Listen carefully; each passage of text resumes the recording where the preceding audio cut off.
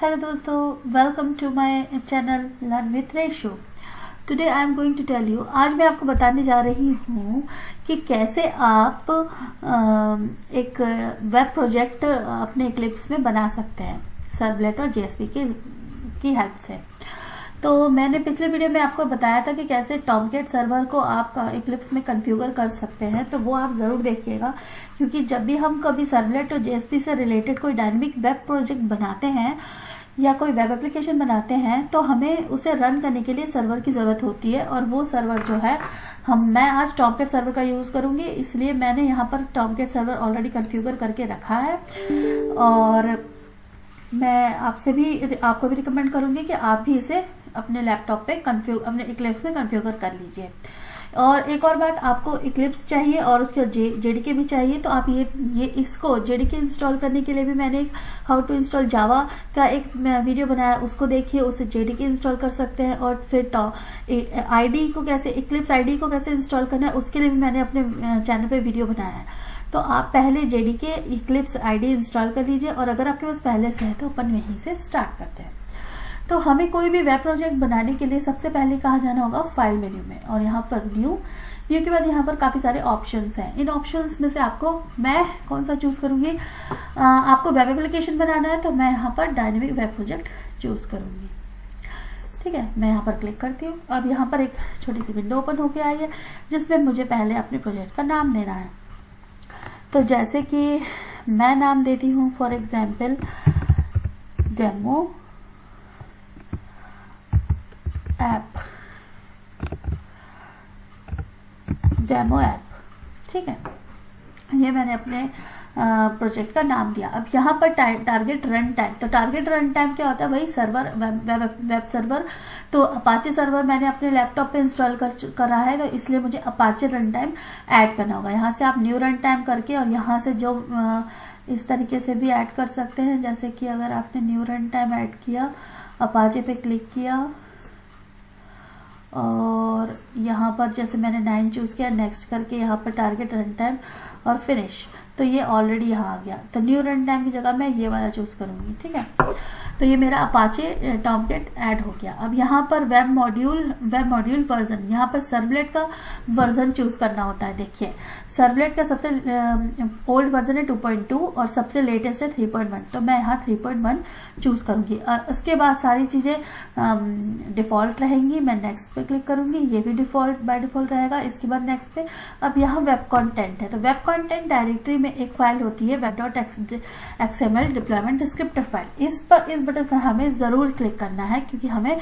web.xml file चाहिए। किसी भी वेब एप्लीकेशन को रन करने के लिए web.xml फाइल सबसे ज़्यादा इंपॉर्टेंट फाइल होती है, क्योंकि यहाँ पर सर्वलेट्स के मैपिंग होती है कि किस सर्वर के साथ कौन सा पेज रन होगा। उसके बारे में मैं अभी आगे आपको एक्सप्लेन करूंगी कि ये कैसे काम करता है। फिर मैं यहाँ फिनिश करूंगी, और यहाँ मेरा डेमो ऐप प्रोजेक्ट बन गया। यहाँ पर काफ़ी सारे फोल्डर्स ओपन होकर आए हैं, और इन फोल्डर्स का क्या क्या काम है मैं आपको वो बताती हूँ। तो यहाँ पर आप देख रहे हैं कि कई सारी डायरेक्टरीज है। इसमें मैं आपको वेब कंटेंट के बारे में बताती हूँ। तो वेब कंटेंट में आप देख रहे हैं कि दो फोल्डर्स हैं, एक है मेटा INF और एक है web-inf। web-inf जो है ये सबसे ज़्यादा इंपॉर्टेंट फोल्डर है, क्योंकि इसके अंदर है हमारी web.xml फाइल। अब web.xml फाइल जो होती है वो कुछ इस तरीके से दिखती है। web.xml फाइल में हम जो भी हमारे इस प्रोजेक्ट में जावा फाइल्स ऐड करेंगे, जो भी सर्वलेट्स ऐड करेंगे, जो भी हमारे वेब पेजेस होंगे, उन सब की मैपिंग होगी यहाँ पर। तो ये बहुत ही इंपॉर्टेंट फाइल है, इसलिए इसको तो चूज करना बहुत जरूरी है। ठीक है, इसके बाद अगर आप यहाँ देखेंगे जावा रिसोर्सेस में, तो यहाँ पर सोर्स फोल्डर है। सोर्स फोल्डर में हम हमारे सारे सर्वलेट्स और जावा रिलेटेड कोड यहाँ पर लिखते हैं। जो भी हम जावा की क्लासेस बनाएंगे वो हम इस सोर्स फोल्डर में रखेंगे। यहाँ आप लाइब्रेरीज में देख रहे हैं कि हमारे पास रन टाइम की, अपाचे रन टाइम की कुछ लाइब्रेरीज है यहाँ पर, और हमारे पास JRE की है, जो कि हमारा जावा की कुछ लाइब्रेरीज यहाँ पर है। तो इन दोनों की लाइब्रेरीज की ज़रूरत पड़ेगी जब हम हमारे प्रोजेक्ट को बनाएंगे और उसको रन करेंगे। ठीक है, तो ये दोनों फोल्डर बहुत ही इंपॉर्टेंट फोल्डर्स हैं। तो अब मैं आपको बताती हूँ कि कैसे आप प्रोजेक्ट में पेज ऐड करेंगे। तो सबसे इम्पॉर्टेंट चीज़ है कि आप सिंपल यहाँ पर क्लिक कीजिए, right click, new HTML file. HTML file को हम एक नाम देंगे, सबसे पहली फाइल है इसलिए हम इसे index.html, और ये रूट में है इसलिए इसका नाम index.html रखेंगे। ये हो गई हमारी index.html फाइल। अब देखिए यहाँ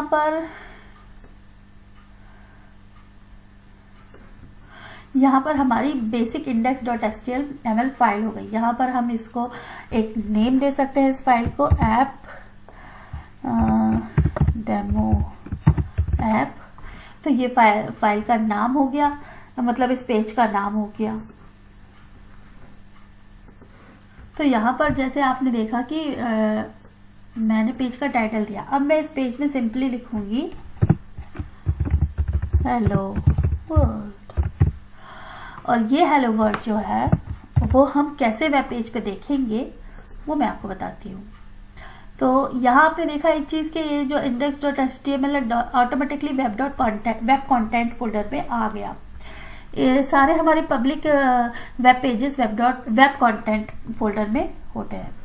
ठीक है, अब हम इसे राइट क्लिक करेंगे, रन ऑन सर्वर करेंगे, और टॉमकैट हमने चूज कर ही लिया है। नेक्स्ट, हमारा डेमो ऐप ऐड है, फिनिश, और हम रीस्टार्ट द सर्वर। तो हमने सर्वर को रीस्टार्ट किया। तो जैसे ही सर्वर रीस्टार्ट हुआ, देखिए ये हमारे पास एक पेज ओपन हो के आया, डेमो ऐप हेलो वर्ल्ड। इसको मैं यहाँ पर अपने ब्राउजर में भी ओपन कर सकती हूँ। जैसे कि मैं यहाँ पर गई और मैंने इस URL को कॉपी किया और ऐसे, तो देखिए आपको यहाँ पर दिख रहा होगा हेलो वर्ल्ड। ये हमारे वेब पेज पे लिखकर आ गया। तो इस तरीके से हमारा प्रोजेक्ट चल गया। अब मैं आपको बताती हूँ, यहाँ पर आपने देखा है कि ये जो है इंटरनेट ब्राउज़र में ऑटोमेटिकली खुला था मेरा। तो मैं इसे ये भी कॉन्फ़िगर कर सकती हूँ कि ये डायरेक्टली, ये देखिए यहाँ पर ऑप्शन चूज हुआ इंटरनेट वेब ब्राउज़र, इसलिए ये जब मेरा टॉमकैट स्टार्ट हुआ था तो ये यहाँ पर ओपन हुआ था। लेकिन अगर मैं यहाँ पर फॉर एग्जांपल क्रोम चूज कर लूँगी और फिर इसको फिर से रीस्टार्ट करूँगी, तो अब मेरा जो पेज होगा वो क्रोम का पेज ओपन होकर आएगा।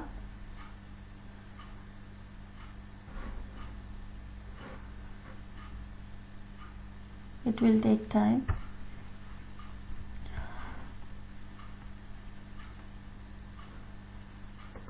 एंड ये देखिए यहाँ पर क्रोम में मेरा पेज ओपन होकर आ गया।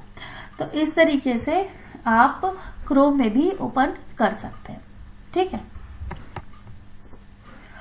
अब मैं आपको बताती हूँ कि कैसे हम सर्वर साइड कोड लिखते हैं। देखिए यहाँ पर हम HTML में कुछ भी लिख सकते हैं, ऐड कर सकते हैं, नंबर्स को डिवाइड मल्टीप्लाई, या कोई भी एक एप्लीकेशन बना सकते हैं। लेकिन उस एप्लीकेशन को सिर्फ हम HTML पेज से तो रन कर नहीं सकते। हमें इस HTML पेज में, जैसे फॉर एग्जांपल यहाँ हेलो वर्ल्ड है और हमें 2 नंबर्स को ऐड करने का प्रोजेक्ट बनाना है। ठीक है, तो हम यहाँ पर एक फॉर्म बनाएंगे, जैसे कि फॉर्म, और फॉर्म में हम एक्शन डिफाइन कर देंगे। उसके बाद इस फॉर्म के अंदर हम let's say enter first number, and इसमें हम क्या इस नंबर को कैसे लेंगे, इनपुट, और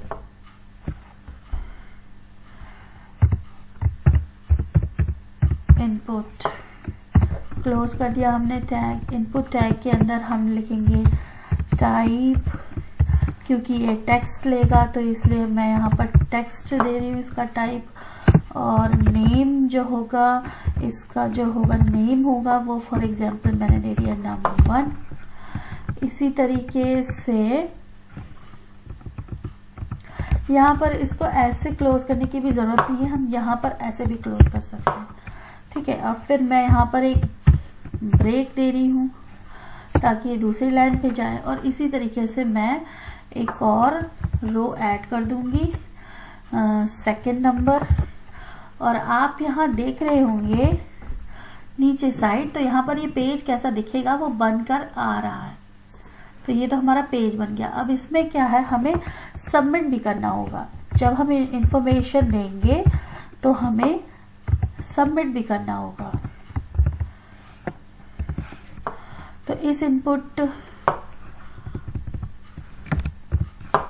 टैग में मैं सबमिट बटन टाइप इसका सबमिट करके सबमिट बटन बना सकती हूँ। सबमिट, तो देखिए यहाँ पर ये सबमिट नाम का बटन भी बन गया। अब जब मैं इस पेज को रन करूंगी, इस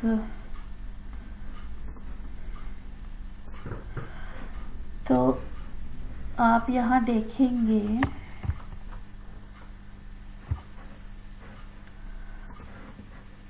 कि यहाँ पर मेरा वेब पेज ओपन होकर आ गया। लेकिन अगर मैं यहाँ पर 1 और यहाँ पर 4 दूं और सबमिट करूं तो मुझे कुछ आंसर नहीं मिल रहा है। तो वो लॉजिक कैसे मिलेगा, वो आंसर कैसे मिलेगा? उसके लिए हमें क्या करना होगा, उसके लिए हमें यहाँ पर इसका सर्वर साइड कोड लिखना पड़ेगा, जहां पर ये नंबर हम इसका जो मैकेनिज्म लिखनी पड़ेगी, जहां पर हम इन 2 नंबर्स को इनपुट में देंगे और वो 2 नंबर हमारे सर्वलेट में जाएगा। सर्वलेट उस नंबर को क्या कहते हैं ऐड करेगा, रिजल्ट हमें वापस देगा और हमें दूसरे वेब पेज पे उस रिजल्ट को शो करेगा। तो ये जो पूरा काम है ये हमारा सर्वलेट करेगा। तो चलिए शुरू करते हैं कि कैसे हम सर्वलेट लिखेंगे। तो फॉर एग्जाम्पल जैसे मैंने यहाँ पर लिख दिया सम, तो जैसे हमने यहाँ सम लिखा और अब अगर मैं इस प्रोजेक्ट को रन करूंगी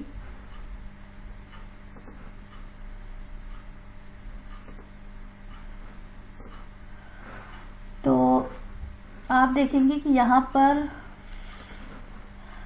पेज ओपन होके आ गया। यहाँ पर मैंने अगर जैसे 2 और यहाँ 5 लिखा और सबमिट किया तो ये देखिए यहाँ पर ये सम पर पहुंच रहा है, इस पेज पे पहुंच रहा है जहाँ पर ये सम लिखा है। ठीक है, तो इस यूआरएल को ये मांग रहा है कि यहाँ सम पर कुछ होना चाहिए।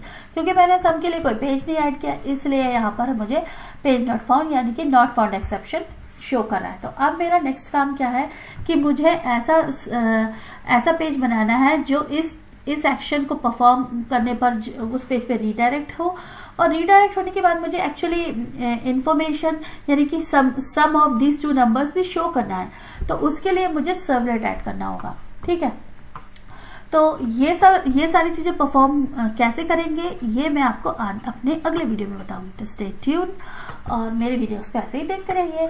आगे आने वाले वीडियो में मैं आपको बताऊंगी कि कैसे मैं इस सम यूआरएल के लिए एक सर्वलेट ऐड करती हूँ, कैसे मैं उसको कॉन्फ़िगर करती हूँ और कैसे मेरा प्रोजेक्ट कंप्लीट होता है। Thank you very much for watching. Bye bye.